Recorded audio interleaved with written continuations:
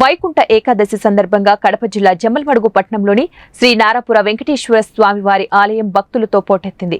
స్వామివారిని తెల్లవారుజాము నుంచి భక్తులు ఉత్తర ద్వారం ద్వారా దర్శించుకుంటున్నారు.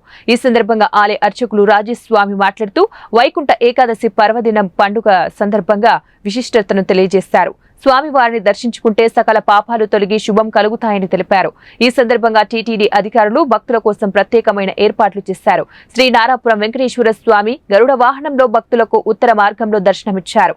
ఆలయానికి వచ్చిన భక్తులకు శ్రీవారి సేవా సమితి సభ్యులు ప్రసాద వితరణ చేపట్టారు.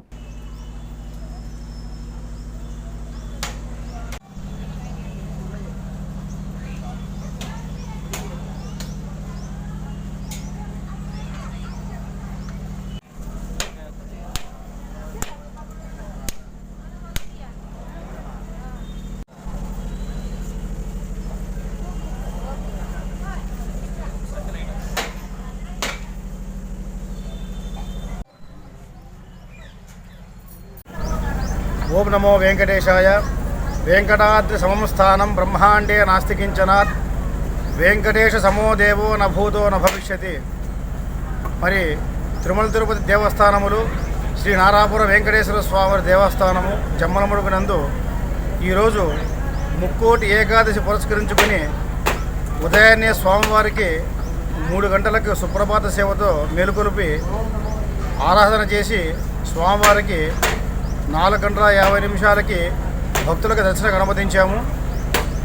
ఈ మార్గశిర మాసం వచ్చే ఈ వైకుంఠ ఏకాదశికి విశేషమేమి అంటే మనకి వెంకటాచల మహత్యంలో చెప్పినటువంటి శేషాచల గరుడాచల సింహాచల వృషభాచల నారాయణాచల అంజనాచలాది శిఖరి మాలాకులస్య అన్నట్లు మరి వెంకటేశ్వర స్వామి వారు అక్కడ 7 కొండల మీద ఒక శేషాచలం కానీ, ఒక గరుడాచలం కానీ, వృషభాచలం కానీ అలాగే 7 కొండల మీద ఎలాగైతే ఉన్నారో మన ఈ జమ్మలమడుగులో వెలిసినటువంటి శ్రీ నారాపుర వెంకటేశ్వర స్వామి వారు నారాపుర అనే భక్తుడికి స్వామివారి కలలో సాక్షాత్కరించి ఇది జంబుల మడుగుగా ఉంది, ఈ ఉత్తర ద్వార దర్శన ముందు నేను ఉన్నానని చెప్పి కలలో సాక్షాత్కరించడం వల్ల ఆ నారాపుర అనే భక్తుల సహకారంతో స్వామివారిని ప్రతిష్ఠ జరిగింది. అందువల్ల ఈ దేవాలయమునకు నారాపుర వెంకటేశ్వర స్వామి వారిని ఒక నామకరణంగా ఉంది.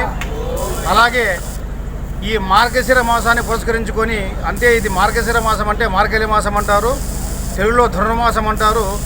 ధనుర్మాసం అంటే ఏమరా అంటే స్వామివారికి ప్రతిరోజు నిత్యం ఉదయాన్నే సుప్రభాత సేవతో ఆరంభమవుతుంది.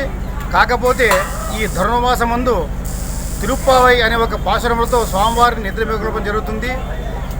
ఈ ధనుర్మాసం విశేషం ఏమి అంటే విష్ణుచిత్తుడు అనే ఒక భక్తుడికి గోదాదేవి అని చెప్పి ఒక పుత్రిక ఉంది. ఆమె కలలో వెంకటేశ్వర స్వామి వారిని తలుచుకుంటూ ఉండగా స్వామివారు ఆమెకు అనుగ్రహించి కలియుగంలో మహాలక్ష్మికి ఎలాగైతే స్థానం ఉంటుందో అలాగే నా దేవాలయంలో నా స్థానం నీకు కూడా అలాగే ఉంటుందని చెప్పడం వల్ల అమ్మవారు ఇక్కడ గోదాదేవి మనకి ఈ నారాపుర వెంకటేశ్వర స్వామివారి దేవస్థానంలో కూడా మన స్వామివారితో పాటు ఇటుపక్క పద్మావతి దేవి, అటుపక్క గోదాదేవి సమేతంగా శ్రీ నారాపుర వెంకటేశ్వర స్వామి ఉండడం జరుగుతుంది. మరి ఈరోజు తిరుమల తిరుపతి దేవస్థానం వారు ఈ వైకుంఠ ఏకాదశి పురస్కరించుకొని చక్కగా ఏర్పాట్లు చేశారు. మరి వసతి అయితేనేమి, స్వామివారి క్యూలైన్లు అయితేనేమి, స్వామివారి నుంచి ఉదయం నుంచి భక్తులు వేల సంఖ్యలో వచ్చి స్వామివారి దర్శనం చేసుకుంటున్నారు. ఈ ముక్కోటి విశేషం ఏమరా అంటే 32 మంది కోట్ల దేవతలు వచ్చి మరి స్వామివారిని ఆశీస్సు తీసుకొని పోతారని చెప్పి ఒక బ్రహ్మ కానీ, ఒక మహేశ్వరుడు కానీ ఎవరైనా కూడా ఈ ఉత్తర ద్వారం ముందు వెంకటేశ్వర స్వామిని దర్శించుకోవడం వల్ల సకల పాపాలు తొలగిపోతాయని చెప్పి మనకి శాస్త్రాలు చెప్తుంది.